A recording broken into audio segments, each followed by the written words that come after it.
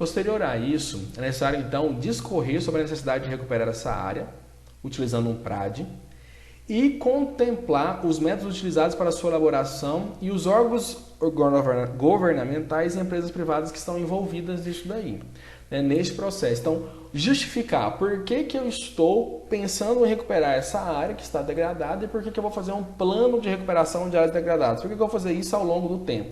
Então, eu vou justificar e vou estar falando sobre isso, né? Dando, por exemplo, uma introdução, falando como que aconteceu, como que chegou-se a esse dado e como que proceder, né? O mapa da área, com as áreas a serem recuperadas, né?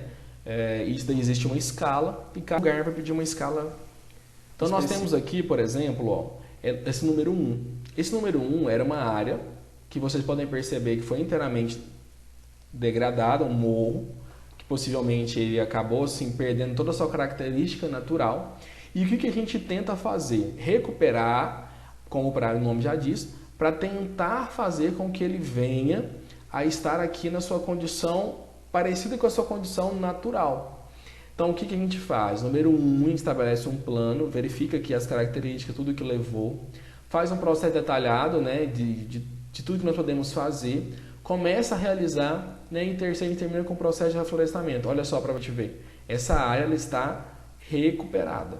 Então, o processo desta área foi feito um processo de recuperação aqui especificadamente. Então, organizou-se aqui o monte de terras, né? E, consequentemente, fez um processo de plantio aqui, recuperando essa área. O plano de elaboração, ele também vai contar a legislação pertinente e o diagnóstico ambiental, né? Como que estava tudo ali. Um diagnóstico pode levar em consideração aí, análise de água, análise de solo, né, análise das características que você tem em volta da vegetação, de relevo, de tudo mais, você pode entrar no diagnóstico ambiental. Os meios físicos. Qual que seria naquela região? A pluviometria, a temperatura, a umidade, a velocidade dos ventos, fazer uma morfologia, como que seria a geomorfologia daquele ambiente, os solos, as características, os recursos hídricos, para onde que a água se direciona, qual que é o lençol freático, qual seria a profundidade, qual que seria a vazão dos córregos, rios que passam próximo. E fazer também um meio ambiótico, levantamento da fauna e da flora local e também da vizinhança e as suas interações com o meio, né? Quais seriam como que eles exerciam algum tipo de... caracterizar também aqui nesse meio antrópico possíveis interesses conflitantes, histórico de ocupação, situação judiciária e o uso e aproveitamento atual da área.